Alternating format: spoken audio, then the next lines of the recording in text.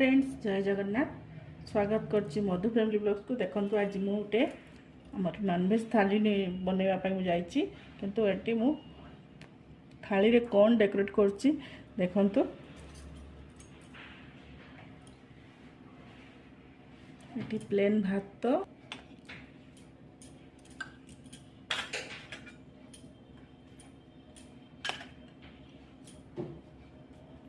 Eighty हमर डाली, eighty नबा हमर संतुला माने जेटा सीझा कहूँ माने सब रंग सब्जी पड़ी की आटी बुट पड़ी। एटा नॉर्मल छुंक दिखाई खाली रसुण देकी छुंक दिखाई। एटा हमर सीझा। एटी हम नबा जन्ही आलू भजा, एटी हम नबा पाबदा माछर झोल माने जेटा पाबदा झाल भी कहती। एटा आंबुल देकी हमर ओडिया स्टाइल रे पूरा बनीची सरस बटा देकी। आ एठी हला हमर